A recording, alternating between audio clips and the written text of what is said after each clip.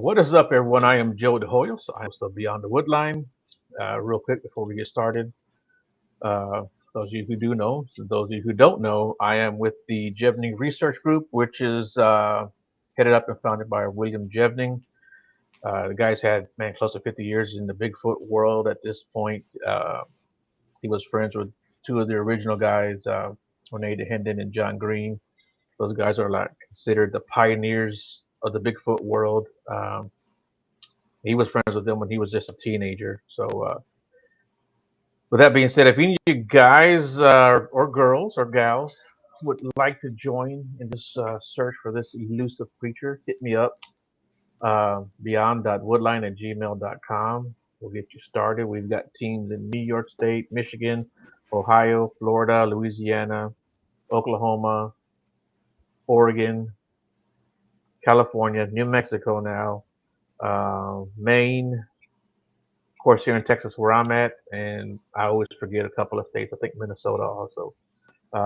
If you're in a state we don't have a team, you want to start up a team, shoot me a message, like I said, and we'll get you started. If you're in a state you just want to join some people, let us know. We'll set you up with somebody. We always vet both parties, so uh, just so you know that much. And you yourself should always research the researcher.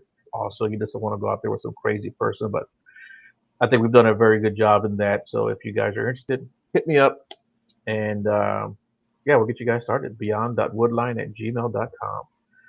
And with that being said, I know you guys don't tune in to hear me ramble all night long about my crazy little Bigfoot research. So I've got with me tonight two guys from the Paranormal Theory, Ryan and Nick. What's going on, fellas? How we doing? I'm doing Yo, great, man. Thanks for doing this. I know it's later where you guys are at, so I do appreciate it. And I know time is a valuable thing, it's a valuable commodity these days. So thanks a lot. No problem. Thanks for having us.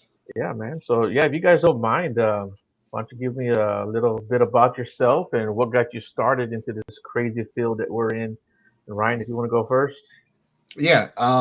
So we originally started under a different name. It was Operation Syndicate, is what we started as, and that was back in June, I want to say, of 2023. Then December came around, and we there was people moving around on the team, people leaving, different stuff, and it was me, Nick, and my sister Emily. Uh, we thought about, okay, like we want to change the name, but we don't really know like what to change it to. Uh, and we were thinking, when you're investigating, right? Everything in this field is pretty much a theory. There aren't really many scientific facts, I guess you could say. So, when you leave an investigation, you have theories on what was going on, what is going on, etc.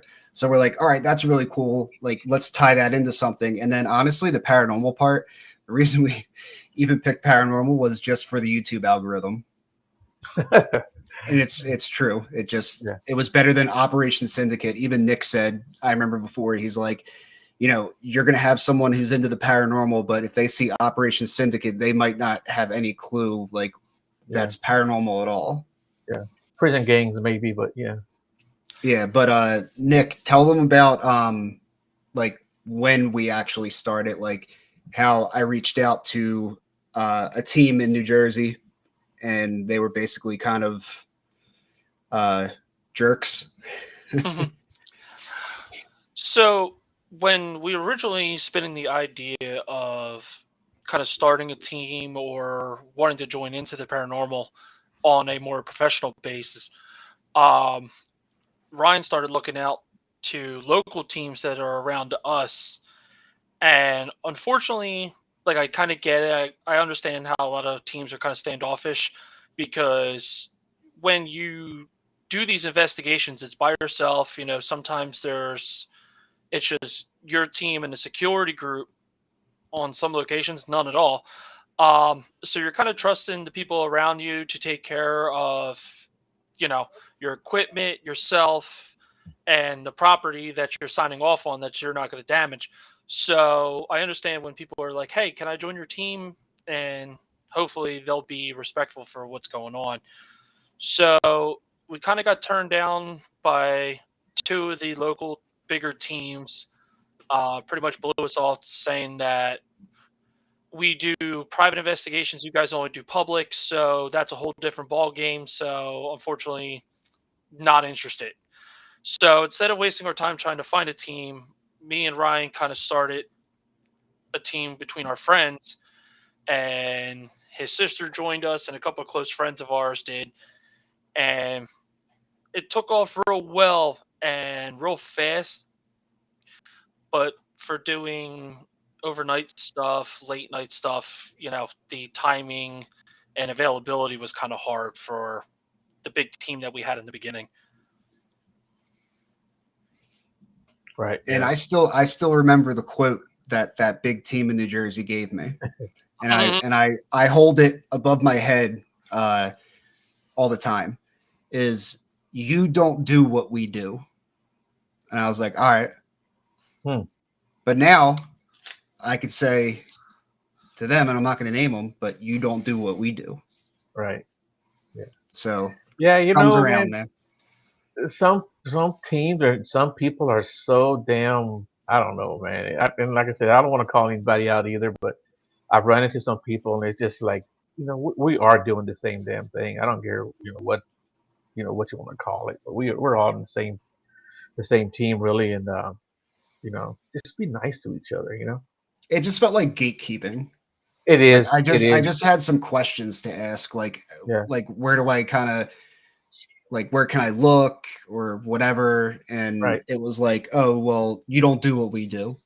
Yeah. I'm like, all right, well, that's not what I asked, but thanks. Oh yeah, and I totally get it. A lot of these Bigfoot conferences, like I've been to one, and I'll never go back again, just because I just saw the gatekeeping, man, and it's just like it's crazy. Um, I went out with a team one time. When I first started doing Bigfoot stuff, I didn't know what I was doing, and I went out with a local team here in Texas, and they told me I joke around too much, Mm. and I was like, "We're at the camp. We're not out, in the bush walking around. I understand when you're doing that, you want to be quiet and keep everything kind of cool. You're trying to listen and shit. But we're at the camp. Give me a break. We're drinking beer at this point, and now you're telling me that I joke around too much. So I was like, hey, screw you guys, and they don't even exist anymore. So there we go. But yeah, that man, says something. yeah, but yeah, man. So when did you guys actually get together, and what did you guys start doing? As far as investigations. Well, it's actually kind of funny because me, Ryan, and Emily actually we're all originally we're haunt actors, Okay. and the place that Ryan and I used to work at is probably one of the most notorious places on the East Coast, and just working in there, we were experiencing things that kind of just the noises, the feelings, and they offer a kind of a walkthrough that you can do, like It's going like a through one of the self-guided buildings. tour. Thank you. That was the word. So the self-guided tour, and you're able to look through this old building. And Ryan and I went through one year, and I actually got a real big scratch going from my top right shoulder to my left hip. And it was just blew my mind because he was sitting in front of me. I had my back to a pole, and I felt that burning pain and had so many questions about it, and started asking around. They're like, oh yeah, we get people getting pulled, pulling hair, handprints, scratches, and stuff like that. So the place that we worked at is actually probably one of our favorite places to actually do our investigations at. Okay. Yeah, and that's Pennhurst. That's where we worked at. Mm-hmm. Okay. That's cool. Yeah, I've done that here in Houston, a couple of places. So yeah, and I liked it. It was always pretty cool. Always fun. Yeah. So when you guys scratched, did you feel it right away, or? Yes, Okay. you immediately recognized it because it was a hot burning, Mm, okay. and like I said, I was up against a concrete pole, wasn't moving, and Ryan was sitting directly across from me. So, my hands weren't going to my back or anything, trying to make like fake evidence or anything, because when this all happened, we weren't even really interested or like filming anything. So this was just a personal experience between him and I. And I know that you didn't do it because how long the scratch was from his like shoulder to like his lower back, his hand can't reach that and do that pattern. So like you can't actually do that to yourself. Not that he ever would, but just for people out there saying like, oh, well, I know there's some people that are like, oh, scratching, that's like them doing that to themselves. Like, no, because it's happened to me one time, and it was like kind of recent at Burlington County College. And it was the same feeling that Nick's saying. I've never been scratched before. That was the first time. And I turned my back at a prison in an area that's kind of known to do it. And it felt like it doesn't feel like a scratch. It feels like a burn. Okay. And I was like, that's weird. Like, what is that? And I like, as soon as I pulled my hoodie up, it was just swollen and like about like that long on like my hip. And I was like, all right, well, thanks for that. Yeah, I've never been scratched. I've been poked in the ribs, and how you poke somebody or someone's poked you, kind of fooling around with you. I got poked in the ribs one time. And then one time I was in a shower and I felt like somebody ran their finger down my spine. Oh boy, naked and afraid. Yeah, there you go. Real quick, Sandra, I'm glad you're watching tonight. She's one of my longtime viewers. She's been kind of out of commission, so I hope you're doing better, Sandra. Uh, Michael has a question. Y'all ever smell any odors when they're around? I guess he's talking about spirits.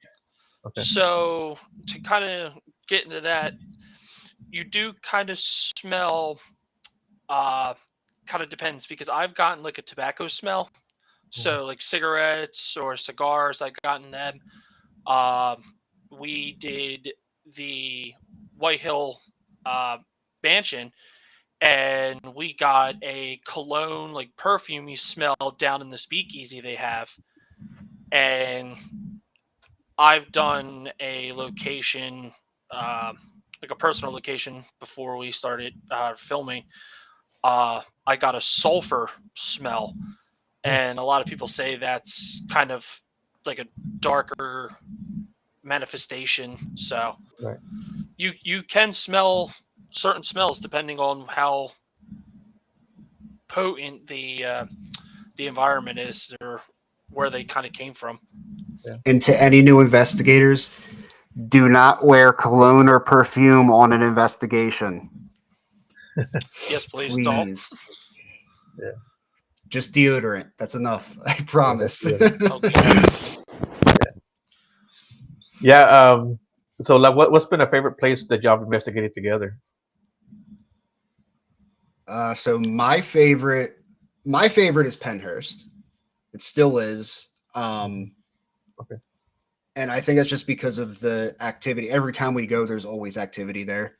It doesn't matter the weather, the time of year, whatever. What about you, Nick? It's a 50-50 split for me, just because the White Hill mansion was a real big one for me. History wise, kind of the loaded history of the past that it had, from Revolutionary War, Civil War, all the way up, and it's still standing to this day. Or the Grand Hotel that we just did. The Grand Midway. Yep. That one's probably one of my favorite. Where's that one at? I think I've never heard of that one. Grand Midway? Yeah. It's in Pennsylvania. I'm forgetting the town that it's in. Yeah, I don't think I've ever heard of that one. But I like that. I like hearing places that I've never heard of. But that place is unique because the owner has brought in haunted objects, and people drop off haunted objects there. So it's not just like it was a brothel in an old bar at one time. So like you are going to have that type of haunt, but then you're also bringing in these items that have nothing to do with the actual building, which kind of takes it to another level. Right. And that video for us, that'll come out on Tuesday for that investigation. And that one's a do not miss with the activity that we were getting. Yeah. Well, if you want to promote that real quick, where can people find the video? Yeah, so it's going to be on our YouTube channel. It'll come out Tuesday, and you search us with @paranormal_theory. That's probably the easiest way to find us. It'll bring us right up. Okay. All right. Cool. Yeah. You'll get a chance to talk about it later on too. Yeah. Figured it was a good time to do it. So like, what's some of the best evidence you guys have gotten? So, with us actually being kind of like gamers between Ryan and I, we do a lot of our, we build some of our equipment. So we built our SLS camera, which is your Microsoft tablet running a Xbox 360 motion capture camera, and it maps out pretty much full body stick figures. And we've gotten so much evidence with this camera for the hotel coming up, or for that video. We have a stick figure standing in the room, and you could literally see the spirit actually reaching its arm out to try to touch, grab onto Ryan, or trying to grab onto the fireplace where we have a cat ball sitting. Okay. So it's amazing to actually witness it happening live instead of watching cameras back like a day or two later. Right. Well, it was like not only like did it reach out and grab my hand, but I couldn't see the SLS camera. Like Nick was standing in the doorway, and I'm by the fireplace inside the room. It's their most haunted room. It's called the Canopy Room. And I said, Nick, my hand is like, it feels like it fell asleep. And he didn't, or I didn't know, but he's watching this, this stick figure grab my hand. So it was just cool how I had no clue that was even going on, and I like felt that. But it was weird. It was like if you ever like just fell asleep on like your arm or something, but it was just my left hand. Okay. And then, we've also captured poltergeist activity right in front of us, asking for something to move, and it moves. That's probably the most jarring, because I didn't think it was actually going to do it. And that'll be in our video. We already put out a short of it, so it's not like you're spoiling anything, but we told them to knock something off the shelf, and we had a cat ball that was sitting on one of the haunted dolls, and you'll see the cat ball light up, and then all of a sudden it's just like knocked right off the shelf right onto the floor. Yeah. And the cameras are staring right at it. So that was really cool. Anything with the SLS is fun though. Okay. Yeah, I don't have one of those, but I would love to get one and just try it out and see what happens. Yeah, I would say just build your own, man. It's cheap. If you're gonna buy a pre-built one, they go from like I've seen them 400 to all the way up to 1,000, and all it is a tablet that runs, what is it, Microsoft 8 or Windows 8? Yeah, it has to be Windows 8. Yeah. And then the Xbox 360 Kinect camera, you can get that for like $5 or $10 online, and one of those portable batteries.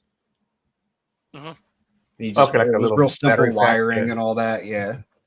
Okay. Nick's the electrician by profession, so I just let him mess around with electricity. There you go, dude. It's always I like hunting. I like hunting ghosts. I don't want to become one. Right. Yeah, that's the fastest way. Yeah. Yeah, you don't want to be part of the next tour, huh? No. But Ryan did tell me he would haunt me though if he went first. Mm-hmm. He promised, so I can get good evidence. Yep. Just not while you're in the shower, right? Yeah, that's off limits. That's off limits. Okay. Okay. Yeah. So have you guys ever been like legit scared? So with me, I've dealt with paranormal experiences for a very long time through my life, through different things that I've done and experienced. So I've never really gotten scared because I know deep down that they're not trying to hurt me. They're trying to communicate, and unfortunately, it's almost like kind of dealing with somebody who's nonverbal. They try to communicate in different ways that we wouldn't. So, like moving things, slamming doors, tapping, knocking, stuff like that. So I don't get scared. I'll might get jumpy or surprised from it, but nothing too scared. Right.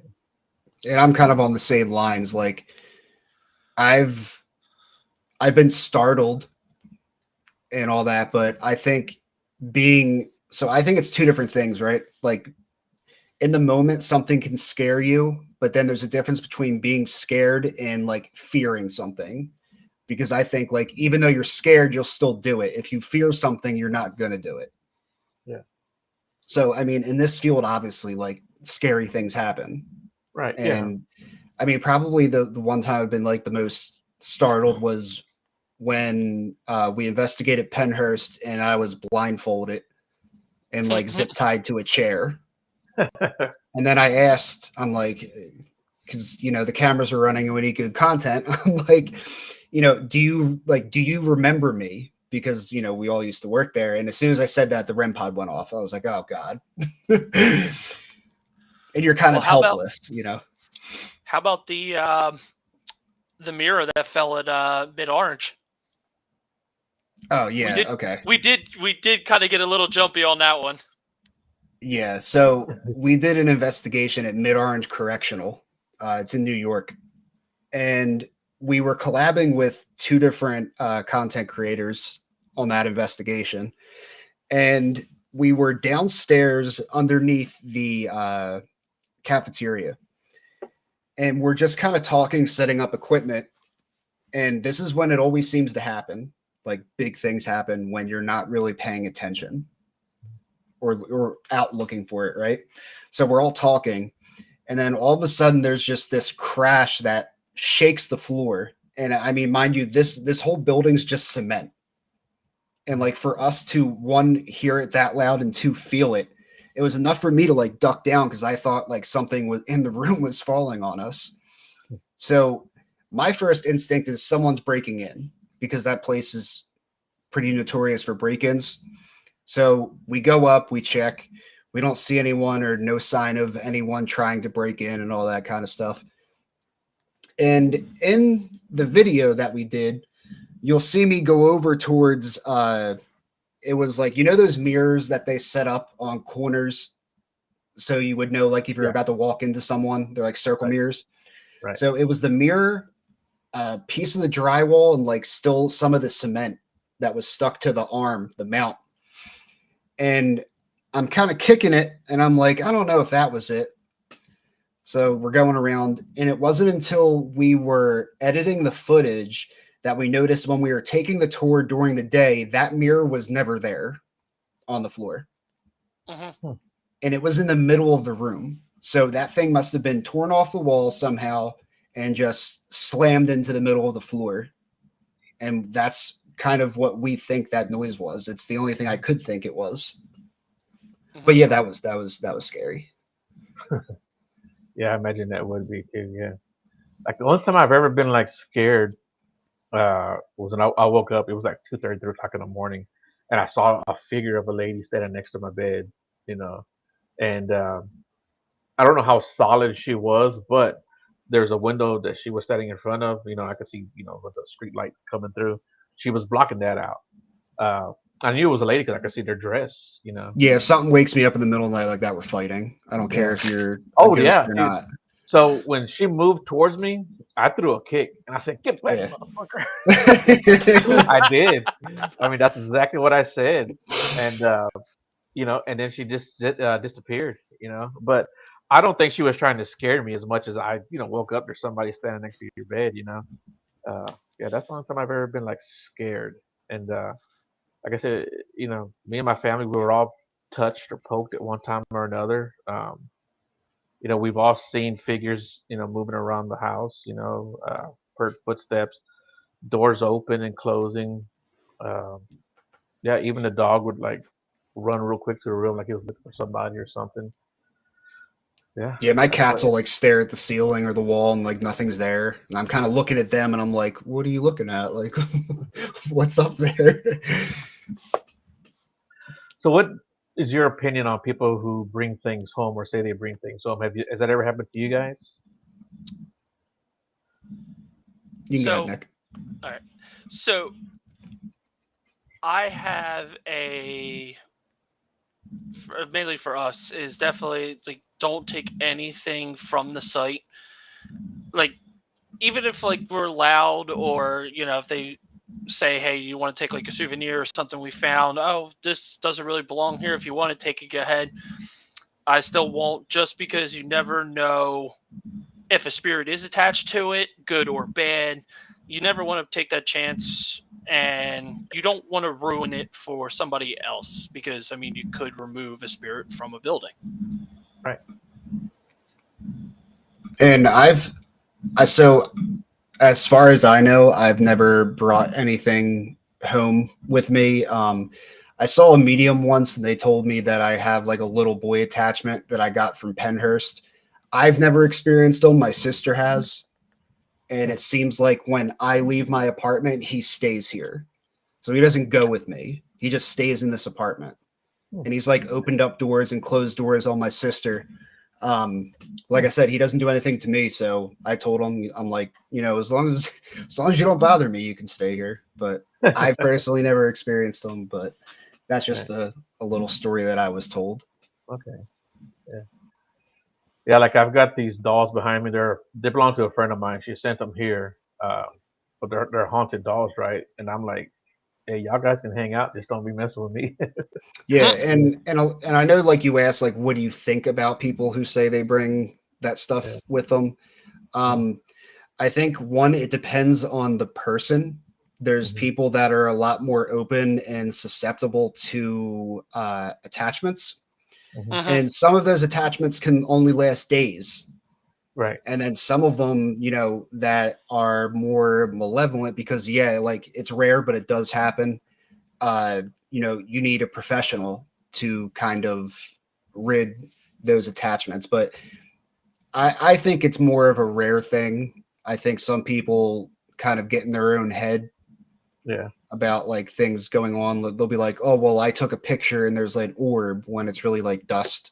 And it's like Right. you're kind of just freaking yourself out. And they're Yeah. like, oh, well, I was at this cemetery, so I must have brought something home. Like, one, cemeteries aren't going to do that because those people are at rest. That's why Yeah. we don't investigate cemeteries.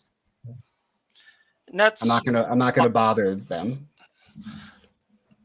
I'll touch bases on that. That when I have no problem, kind of like if people want to, uh, if they want to take something from a site or anything, if they're allowed, always kind of know your boundaries and your spiritual like connection, because I know there is a lot of people that don't believe it at all. So nothing really bothers you, but the more you're open to the idea and the more you're kind of welcoming it, it can happen more frequent. I used to do it a lot in the past. I've had a bad interaction once before, and so it's like I know those feelings. I know when you get that sense. So your body will know when something's around that normally wasn't always there. So that would be your telltale sign if you ever took something from a site and you kind of felt off almost days later. Yeah. Okay. So what happened with your interaction? Your bad interaction? um, well, how they always say with the Ouija boards and everything, Yeah. people don't believe in them or they don't think they're real. Well, being a dumb kid, not respecting it properly like you should, and they tell you to, it kind of backfired on me, and I had a live-in roommate with me for a couple years, and got real depressed and stopped eating. Wouldn't come out. Pretty much didn't like daytime. It was constantly just darkness and sadness.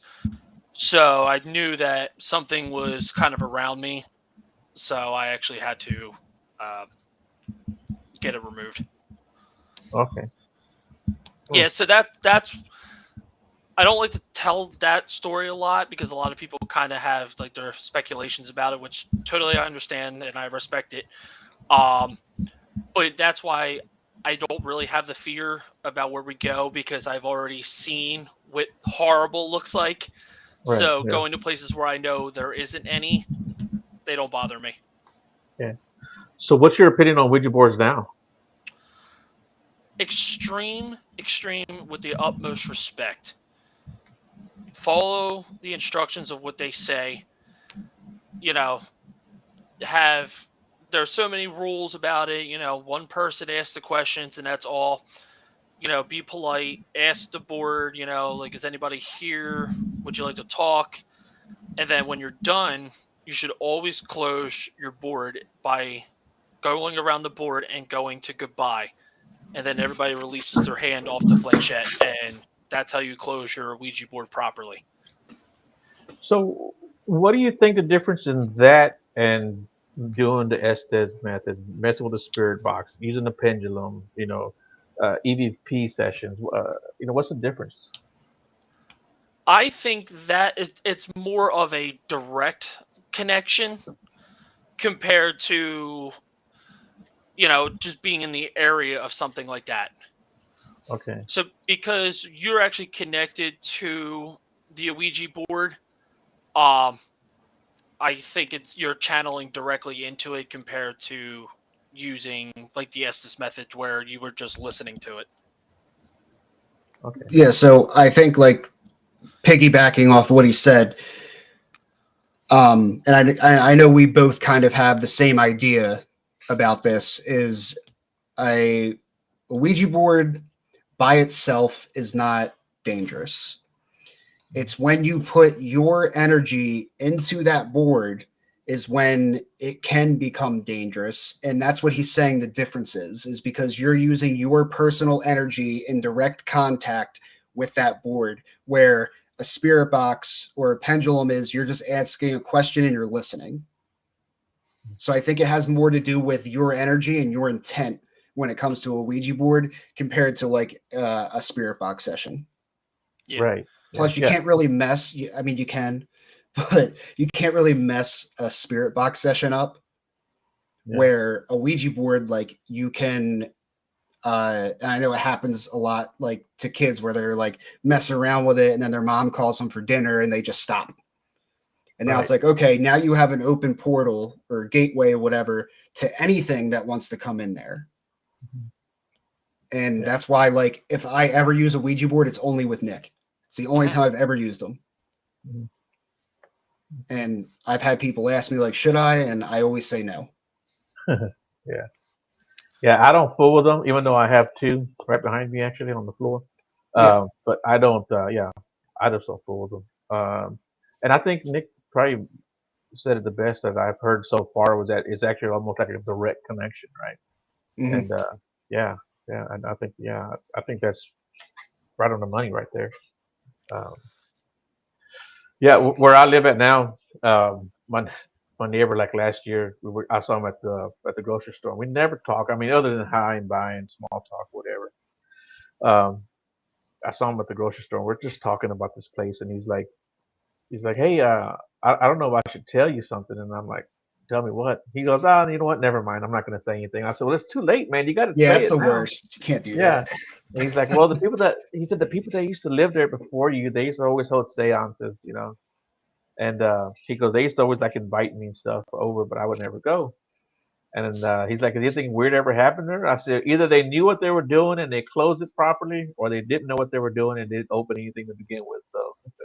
So yeah, this is a good place. I can't complain about it. Yeah, and like and like what you're saying, like a seance itself isn't bad. Yeah. I think especially with seances, that has to do with intent, right? Mm-hmm. So like if you're in some kind of like cult following or something like that, and you're doing like animal sacrifices and all this other demonic stuff, like your intent is evil. So I personally think like when it comes to those like evil dark things that we feed them, Okay. because like something demonic, right? It was never human. And Right. people mess that up with like malicious and angry spirits all the time. A angry malicious spirit and a demon are two completely different things. Right. A Yes. spirit was a human. A demon was never a human. It was never part of this earth. Right. But I think that we fuel that energy for demonic things. Right. Yeah. Yeah. I believe so too. I think even like a spirit that's just desperate for attention, and just wants your attention can be. I think people can, call that an evil spirit just Well, because. like when Nick got scratched at Pennhurst, right? Where we were in the Mayflower building, and 99% of those kids in the Mayflower building, or really at Pennhurst at all, adults, kids, they were nonverbal. So if you've ever been around a kid or even an adult that's nonverbal, what do? It's actions. They're going to act out to get your attention. Right. Yeah. So, a lot of people get scratched somewhere and they're like, oh, it's demonic. Like, no, not necessarily. Yeah. So what are you guys? That's like a pet peeve of ours. Yeah. Is like the whole like demonic talk. Right. Yep. Yeah. The famous D word. We don't use the D word. Yeah. Well, that our gets next them, video, the title is called The Demon Room, but it's called that because they have a room in the building called the Demon Room that we actually investigate. So the only time we'll ever use it is when either there's like that's the main story of the location that we're investigating, or it has something to do with the investigation, not just because we had something happen and we labeled it a demon. Right. Yeah. We Yeah, don't like- label anything demonic. We just go along with what the story is and we investigate it. Yeah. Like here north of Houston, about an hour and a half drive north, there's a place called Demon Road. There's Mhm. never been any demons there, but that's what it's been nicknamed, and it's been that way forever. Yeah. But that's just a nickname for it, and I think the most people see out there are like orbs floating around, or it's one of those places where they have you can go out there and see lights or orbs. It's like the Akko ghost for us. Mhm. Yeah. Those urban legends. Yeah, but those are fun places to experiment. I mean, to investigate and check out. Yeah, when you've got one of those lonely nights, it's fun to drive out there into the middle of nowhere. I'm I mean, more worried about real people Yeah. Oh yeah. than I am spirits or anything. That's what scares me is Yeah. real people being in a location. Yeah, we were talking about that today at my job about when I go out to the woods, and he asked me if I go out. One of my coworkers said, "You go out there? Are you armed?" I'm like, "Yeah, but I'm not armed for anything else other than people." Yeah. Yeah. and that's one thing that I kind of want to bring up is that doing these investigations and everything, it's seems like it's a nice peaceful thing and everything, but it is kind of you do have that that bit of worry that somebody will try to break in, especially like just saying mid orange. That one, the acres that building sat on, there was a couple places that we checked out that were out in the middle of the woods almost, overgrown weeds and trees that backed right up to a cornfield.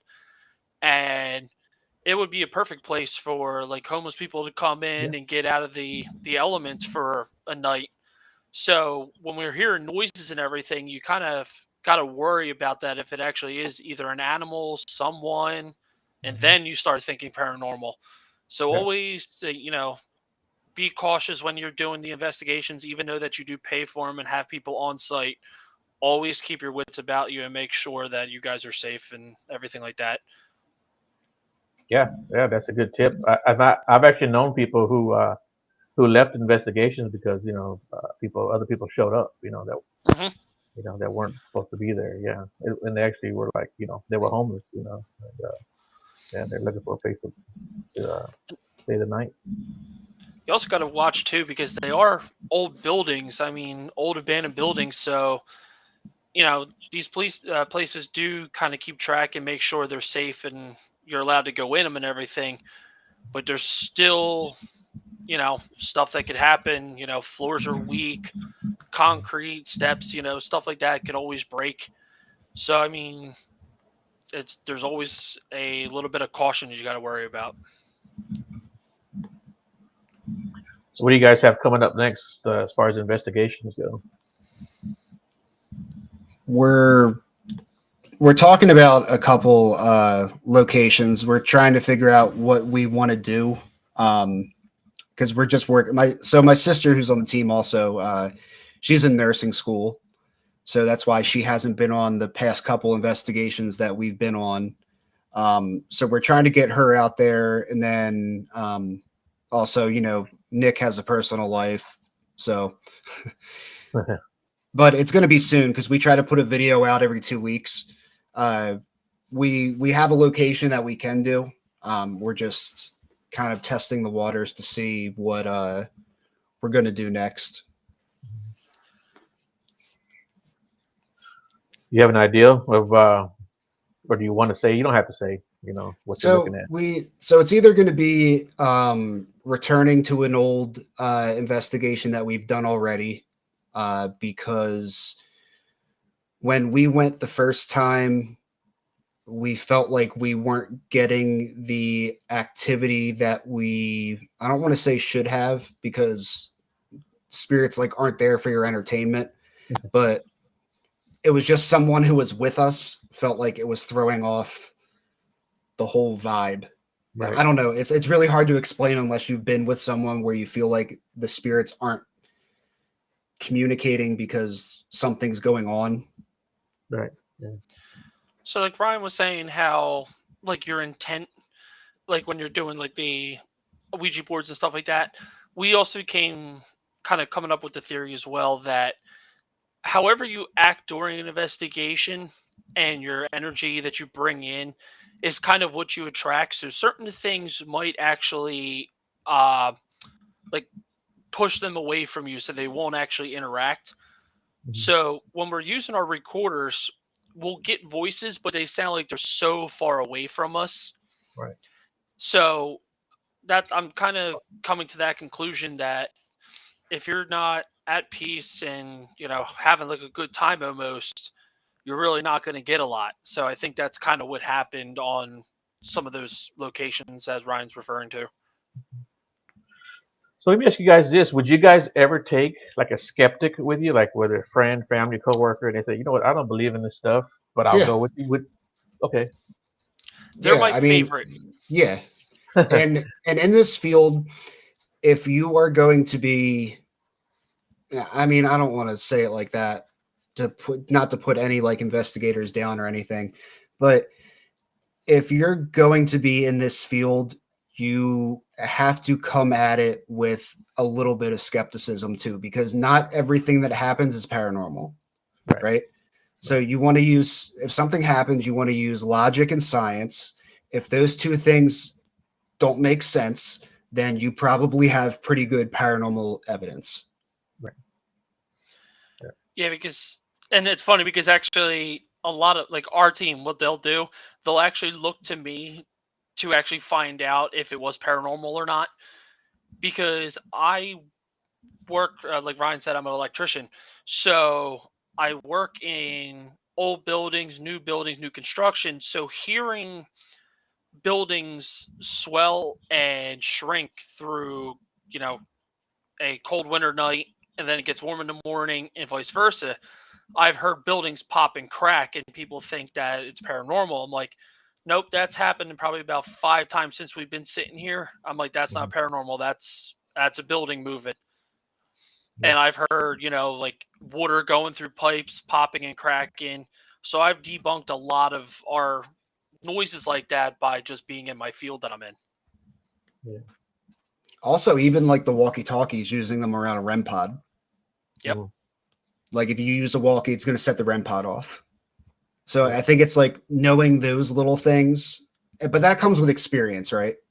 Right. Mhm.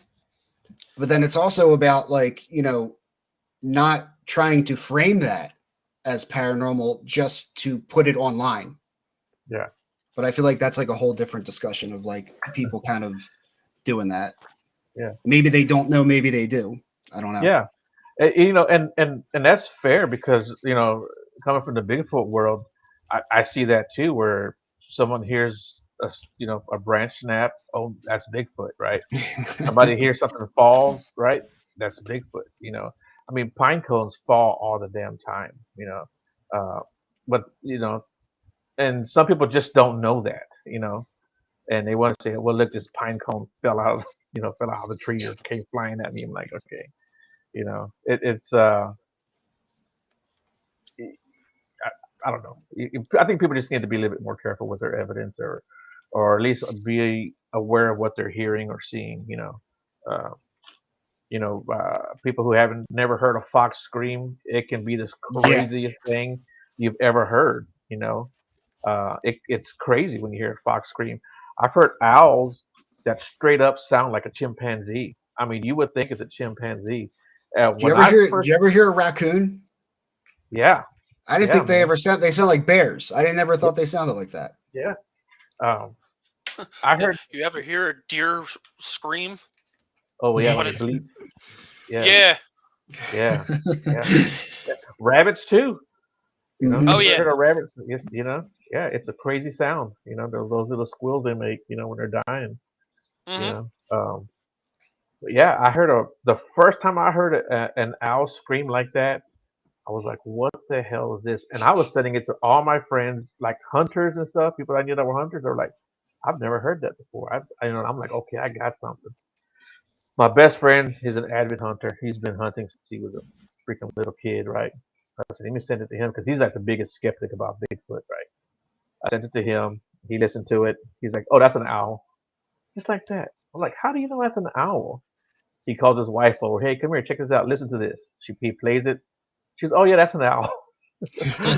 Just when hearing it one time, I'm like, well, "How do you guys know?" And they were like, "We would have never known that owls did this if they hadn't cut down a bunch of forest because he lives out in the damn country. They cut Mm. out a bunch of forest near his house, and a bunch of owls relocated to his property." And he said, "Yeah, they were back there screaming like that." He goes, "When we saw them, he goes, if we hadn't seen them, he goes, we would have thought they was a damn chimpanzee too." But he goes, "Yeah, they're owls." I Now said, that's "Oh, got to okay." be tough, like for you, especially because your investigations are primarily probably always in the woods.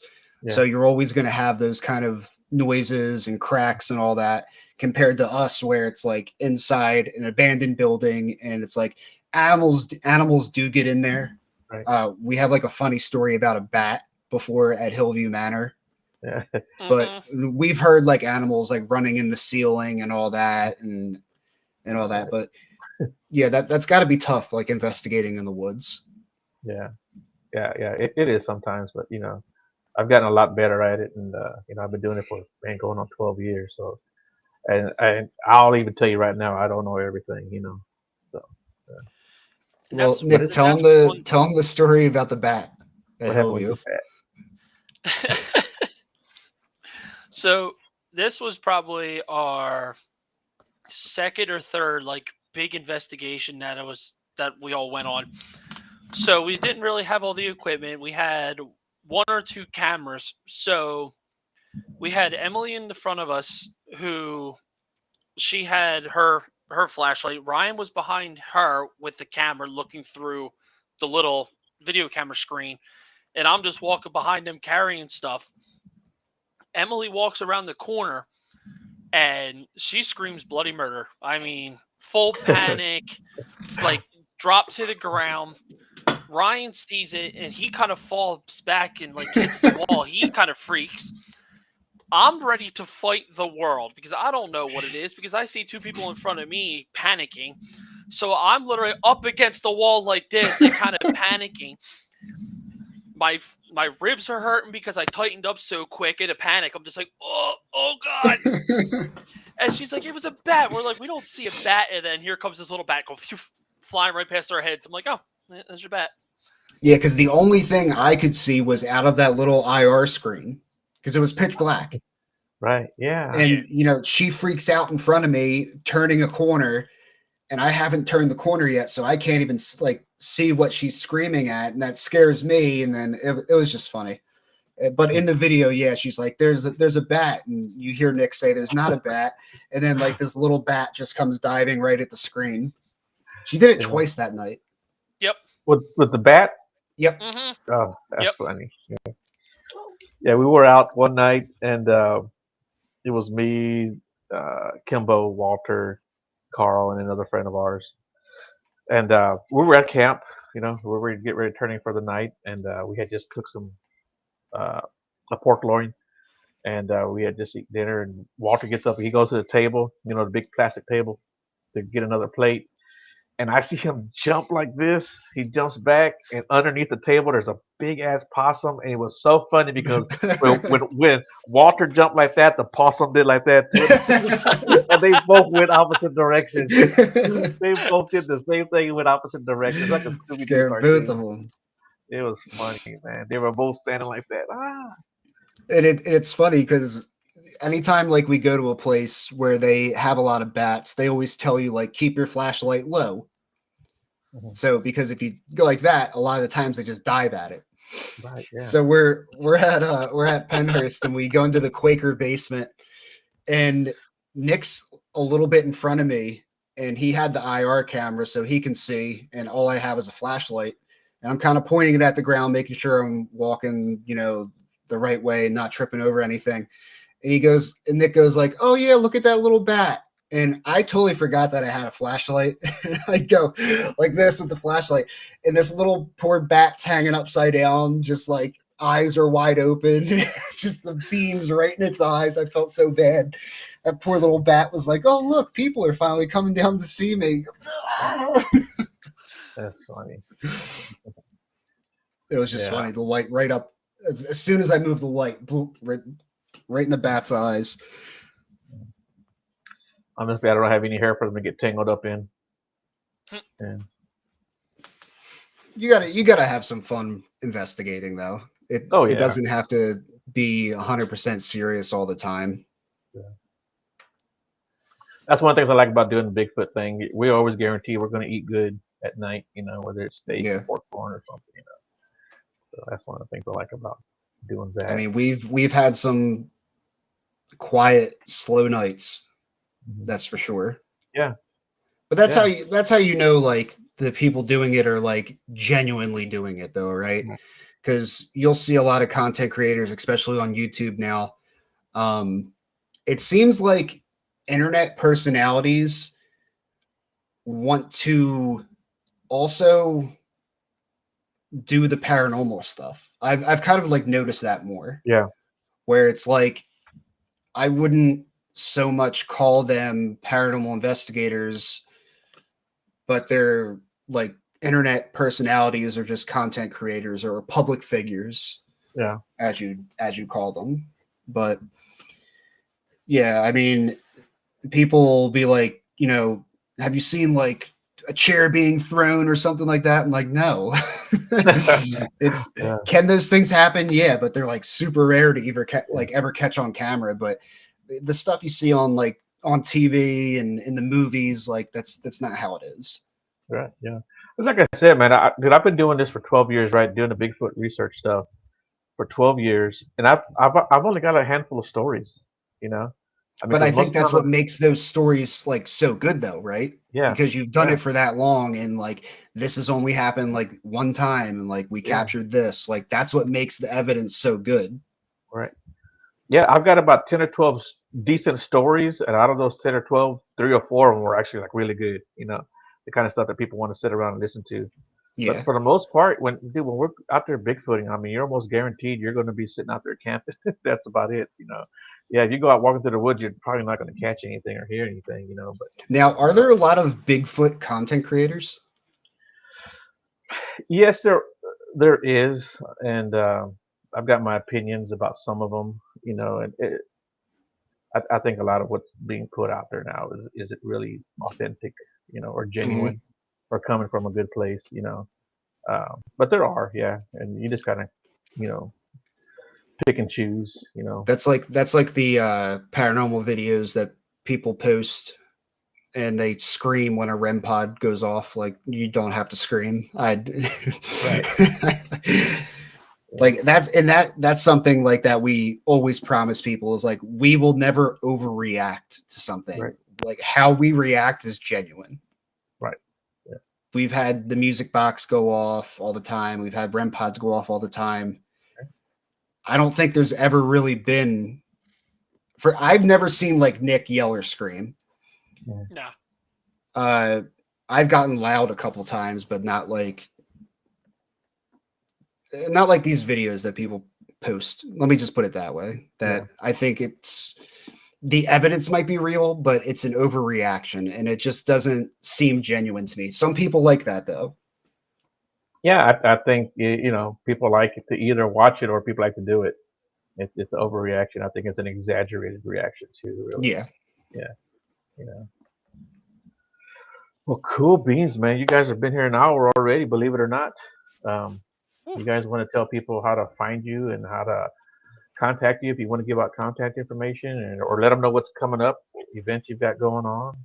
Yeah, so tomorrow, if anyone is near New Jersey, we will be at the White Hill Paranormal Expo, and that is from 10 till I think 5. It's $10 to get in.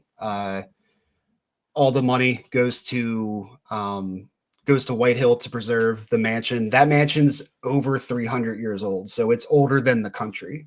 So I always thought that was like a really cool thing. We've investigated it, super haunted place. And even if you go on our YouTube channel, which you can find us under at paranormal_theory, subscribe, and then go and check the White Hill video. And it was the first time I've ever seen it happen. It's never happened since. We were talking to something in the attic, and Nick, for some reason, took Google Translate and translated to German, and it started reacting to the German, like on command. Yep. And we found out that it was, what was it, a German soldier? Well, they said it was a German restaurant, but in the wars, it became a Haitian base for the German mercenaries. So I kind of, with that, knowing that history, I kind of went out on a limb there and tried to see if they would react to it. And as soon as I started using it, I immediately got hits. So I definitely think knowing the history of your locations can help out a lot. Yeah, so that was really cool seeing. Again, YouTube at paranormal_theory. We're very active on Facebook. You can find us under Paranormal Theory.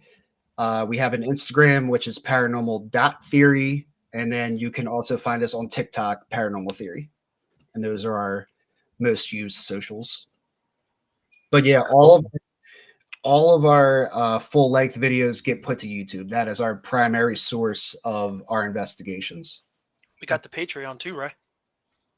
Yes. So Patreon, what we do with that is, and I always forget to mention it. So what we do with that is you can become a Patreon supporter, donate to us through there. That helps us out by booking investigations, the equipment, all that kind of stuff. None of it is going in our pockets. It's going right back into what we do, because if you have never done this field is very expensive. Yeah. But the equipment's expensive one time, but the investigations are expensive all the time. Yes. But for Patreon, you will be able to find us under Paranormal Theory. I believe it's 263. Don't ask me where the 263 comes from, but I'm trying to. Those links are all in our Facebook pages under our link trees. So if you go there, you can just click on there, and it'll take you all to our rest of our other socials. Yeah, Yeah, and if you so it's send it to me, I'll add it to the description also. okay. Yeah, we'll just send you the link tree because under there we have our YouTube, Okay. Patreon, TikTok, Facebook, and Instagram. Okay. Yeah, yeah. Send me that link, and I'll add it to the description, and people can find you there, and hopefully they'll help you guys out and donate some. Yeah, dude, I know it's expensive. Just gas money, right? Yeah. Yeah, when Ryan likes to tell me that I'm going to do a 9-hour drive to Kentucky, that was a good one. Well, we did. We did drive into Kentucky when we did Old Hospital on College Hill. Correct. And then the next morning we went to West Virginia. Well, we were already in West Virginia. Oh no, where'd he go? Oh man, he said the hell with this. I don't know where he went. Dude, he ghosted us. Yeah. Well, cool, man. Be sure to let him know I said have a good night. Yeah, well, he probably hit something by accident. Yeah, he probably did something by accident. I'm sure he did. But I just texted you the link tree, so Yeah, I just got it right here. Okay. So yeah, I'll add that here in a second. Dude, thanks a lot. It was great talking to you, man. Just keep in touch. You ever want to come on? If you got something you want to, promote, let me know. Shoot it to me. I'll share it out. Whatever we post it, whatever you need me to do, I'll do it for you guys. No problem. Yeah, man, sounds good. Yeah. All right, hold on real quick. Everybody else, I have a show Monday. Don't ask me who. I always forget. You guys know that. Sandra, take care of yourself, young lady. We want to see you back at it and back at full health. So you take care of yourself, Sandra. Everybody else, you guys have a